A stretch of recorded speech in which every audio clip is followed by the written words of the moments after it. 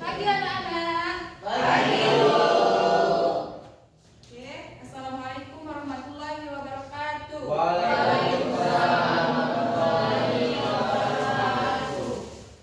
Awalan hayya bina nashkurullah azza wa jalla allazi qad hadana ni'aman katsiratan wal hidayatan hatta nastati'a an najtami'a fi hadzal fasli mubarak.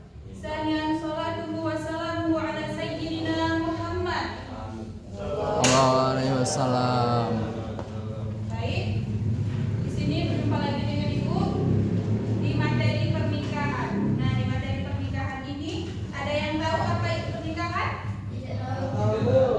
Oke, sekarang Ibu tanya, siapa yang ingin menikah di sini? Rizky Bu. Mau semua yang menikah? Ya. Sekarang Ibu tanya lagi, Ibu udah pernah lihat orang menikah belum?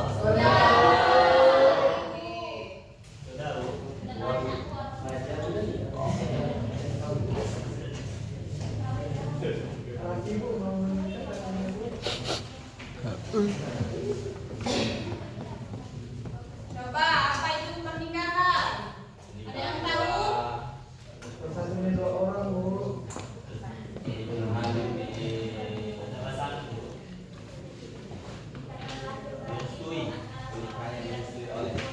Oke, satu-satu jawabnya. Ya, ketiga. Silakan.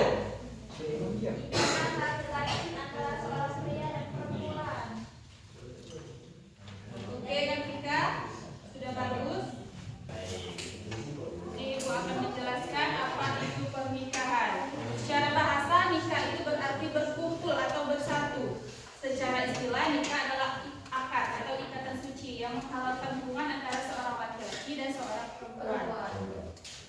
Nah, di sini disebut juga sebagai misafon waliza atau perjanjian yang kokoh. Pernikahan bukan hanya pemenuhan kebutuhan biologis, tetapi sebuah ibadah yang agung.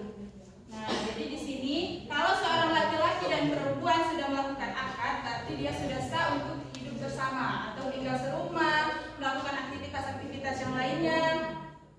Nah, terus di sini juga pernikahan bukan hanya pemenuhan kebutuhan biologis, tetapi sebuah ibadah yang agung.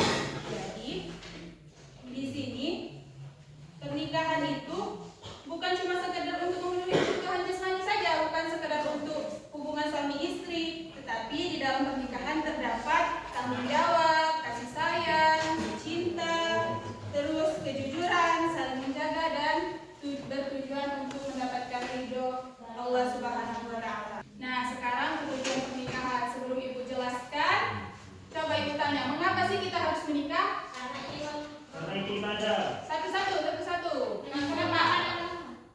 Apa? Satu-satu tunjuk tangan yang ingin menjawab. Ya, Ibu. Menyempurnakan ibadah tuh. Oke, baik Ibu. Bagus jawabannya. Ya, Pak Izal. Pengen punya anak, Bu. Oke, memperoleh keturunan ya. Nah, siapa lagi ayo? Ada yang tahu mengapa kita harus menikah? Coba ayo, siapa yang tahu? Mengapa? Coba kayu. Biar bisa hidup sendirian. Oke, biar memiliki pasangan ya. Oke, Ibu jelaskan ya. Tujuan pernikahan dalam Islam yang pertama menjalankan perintah Allah dan sunnah Rasulullah. Nah, kata Rasul, menikah adalah sunnahku. Barang siapa yang tidak menyukai sunnahku, maka ia bukan termasuk golonganku. Sering kan dengar orang nggak mau nikah ribet, banyak yang tangguh kalau udah nikah. Apalagi laki-laki sering kan nggak mau nikah, nanti ribet kayak gitu kan? Ya. Nah, berarti dia bukan golongan dari Rasulullah SAW. Yang kedua, menjaga kesucian diri atau membentengi diri dari zina dan fitnah. Nah, terutama saat suami sedang tidak ada di rumah ya. Yang ketiga, memperoleh ketenangan jiwa.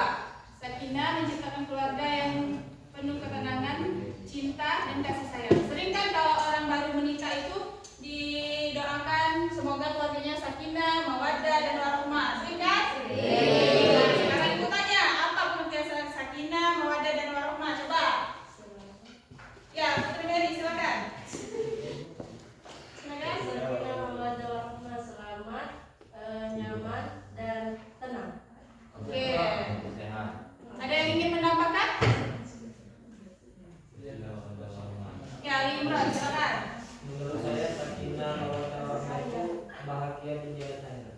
Oke, baik. Terima kasih Imran, jawabannya sudah cukup bagus ya.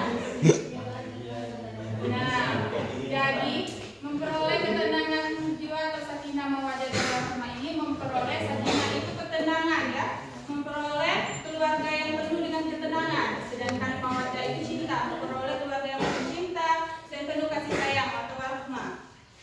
Nah, yang keempat tadi ada yang menjawab untuk mendapatkan anak ya? Ya, itu salah satu tujuan dari pernikahan, memperoleh keturunan untuk melanjutkan generasi umat Islam yang soleh dan soleha. Yang kelima, membangun ukhuwah Islamiyah. Jadi, kalau mempelai laki-laki dan mempelai perempuan sudah menikah, dua keluarga menjadi keluarga besar yang utuh. Terus selanjutnya, hukum dan dalil pernikahan. Nah, di sini ada beberapa hukum dan dalilnya. Yang pertama,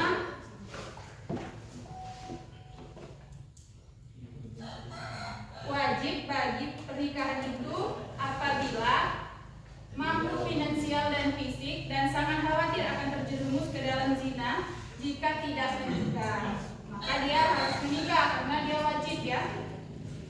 Yang kedua, pernikahan menjadi sunnah bagi yang mampu dan memiliki keinginan namun masih bisa menjaga diri dari zina. Nah, yang ini ya dianjurkan untuk menikah dan dia akan mendapat pahala jika melakukan pernikahan. Terus ada hukum mubah. Mubah ini bagi yang tidak memiliki dorongan kuat atau halangan tertentu, seperti menikah dengan mahar yang ringan. Nah, maka diperbolehkan, tetapi jika dia tidak melakukan pernikahan tersebut, dia tidak akan berdosa. Terus makruh. Makruh di sini bagi yang mampu tetapi khawatir tidak dapat memenuhi kewajiban sebagai suami istri atau akan menyakiti pasangan. Nah, makruh di sini lebih baik tidak menikah dulu daripada menikah tapi menimbulkan mudarat untuk pasangan kita. Nah, jadi yang terakhir ada haram. Bagi yang yakin tidak akan mampu memenuhi kewajiban dan pasti akan menzalimi pasangan. Jika dia menikah itu tidak boleh memiliki niat buruk dan jelas tidak, dan dia tidak boleh menyusahkan pasangannya, karena jika masih dilakukan pernikahan maka itu akan berdosa.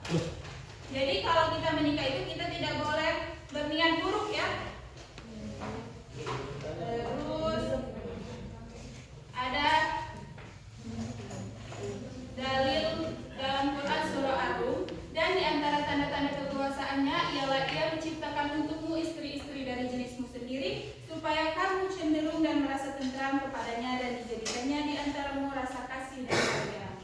Nah, mahar atau mas kawin. Mahar adalah pemberian wajib dari calon suami kepada calon istri, merupakan simbol keseriusan, cinta dan penghormatan kepada wanita, bukan penghargaan untuk membeli istri.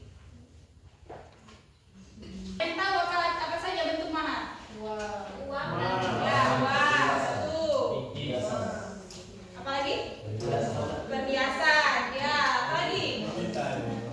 Apa? Makanan sholat ya? Ya. Terus ada lagi jasa, misal hafalan Al-Quran atau barang berharga lainnya. Jadi mahar sepenuhnya milik istri ya, tidak boleh dipaksa atau diambil oleh orang lain termasuk suaminya. Nah, selanjutnya ada tahapan pernikahan. Ada yang tahu tidak tahapan pernikahan di sini apa? Di dalam hubungan itu kan biasanya ada proses-proses ini ya. Yang pertama hibah. Ada yang tahu apa itu hibah? Hibah itu adalah pinangan atau lamaran, proses formal dari pihak pria untuk meminang wanita. Jika diterima, wanita tersebut menjadi maktubah atau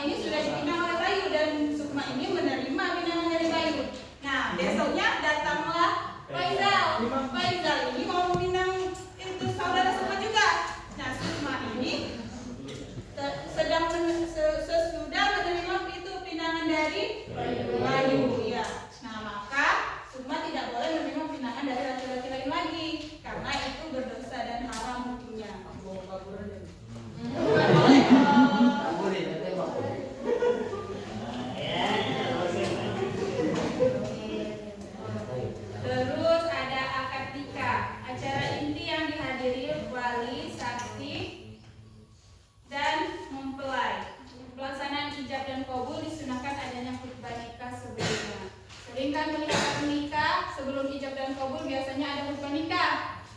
Nah, biasanya di dalam khutbah nikah itu ada yang tahu apa isi di dalam khutbah nikah? Tidak ada yang tahu ya? Nah, di dalam khutbah nikah itu biasanya berisi nasihat, doa, petunjuk nikah menurut agama, dan yang lainnya ya. Dan khutbah nikah ini disunahkan untuk dilakukan ya.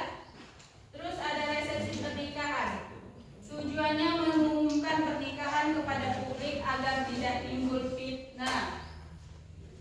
Nah, hukumnya sunnah muakkad, diselenggarakan dengan sederhana dan tidak berlebihan. Nah, sampai di sini ada yang ingin bertanya? Apakah sudah paham semua? Oh, oke, Rafelina, silakan. Bu, saya ingin bertanya, apakah rukun dan syarat pernikahan itu sama, Bu? Oke, pertanyaan yang bagus, Rafelina. Ibu akan menjawabnya ya. Rukun dan syarat pernikahan itu beda ya. Dia tidak sama. Kalau rukun unsur pokok yang harus ada, sedangkan syarat nikah adalah ketentuan yang harus ada untuk dipenuhi agar pernikahan dianggap sah secara